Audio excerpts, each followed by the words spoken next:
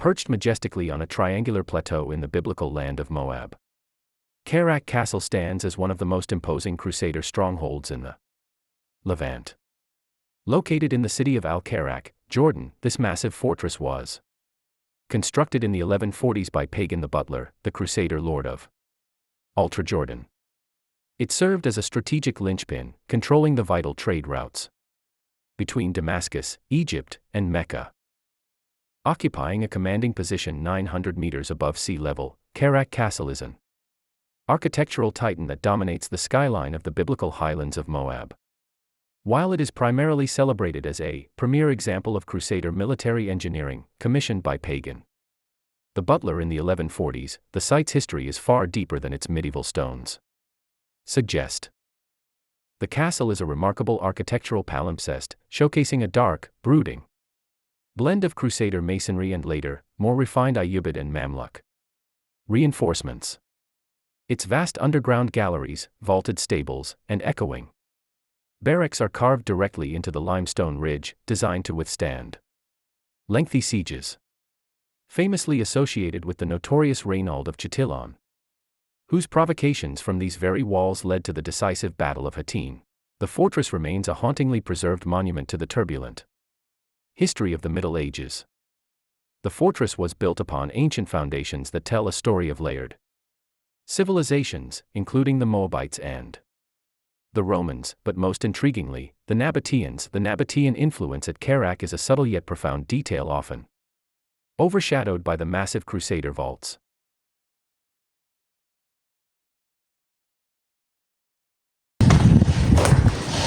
All right. Here it's very high elevation. It's cold, more than a month. You didn't feel cold? I'm feeling. All right. So this corridor, guys, actually was a stable for horses. Here, like that, stable for horses, and the castle here, the second biggest castle for the Middle East. The first one, Halab in Syria, and here, actually, the foundation of the castle was built in 7th century BC during the Moabite period. But when the Crusaders they came to this area, they built the castle on the top of Moabite province. So they rebuilt it. They rebuilt and they also add their influence, you can say. Right.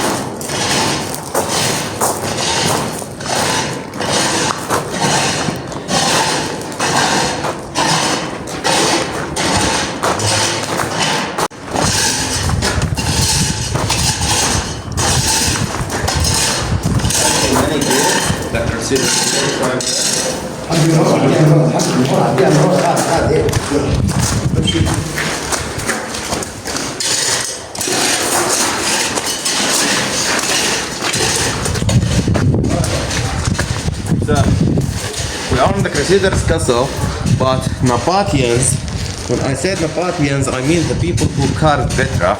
So Nabateans, they were very strong people, and also the population in Petra 2,000 years ago, it was 30,000 people. So Nabateans, they worshipped idols, and Nabateans, they inhabited here, and they used this castle, and they add their influence also here in this castle. What is their influence? Their statues, their gods. Here you can see the Nabatean statue, as you can see right now. Actually, Nabateans sold their carving right here in this area, as you can see.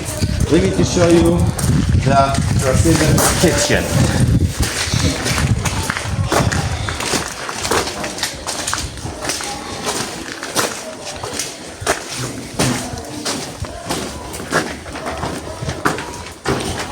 Can I take a picture here? Sorry? Picture. One picture, please. Yeah, take what you want. Yeah, you can see the rooms right here. This is one of 100 rooms actually in this castle, in Ajlan Castle, and all rooms the same style, the same design. As you can see, the stones it's close with each others, and you know if you only remove one stone, all the ceiling it will fall down. You have to know this. So the soldiers used to stay over on this The room. soldiers, yeah, it is. The light. The lights here. not working, I think, because there is a lot. Here's the kitchen. Take a look. Hello. How are you? Okay. So here actually the kitchen, as you can see, and also they're making bread right here, the procedure, and you can see the water chunk right there. Because here the kitchen, so for sure you will use water for cooking and for drinking.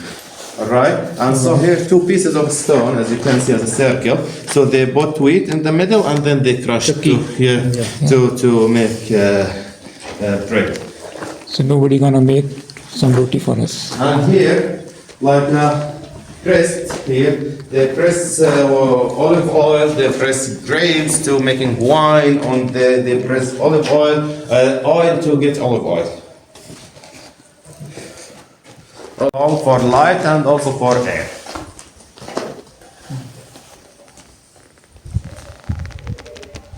All right.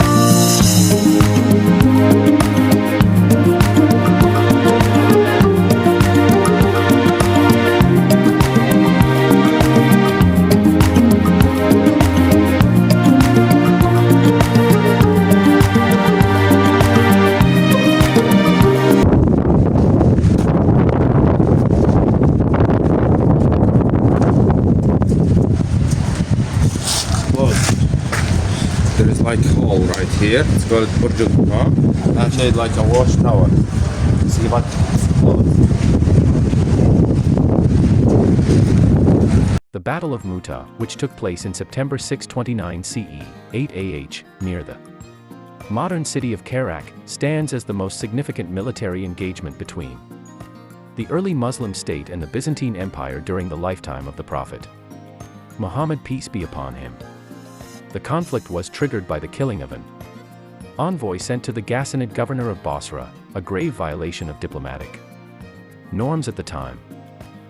In response, a Muslim force of 3,000 men marched toward the southern Levant, only to be met at Muta by a massive Byzantine-led coalition.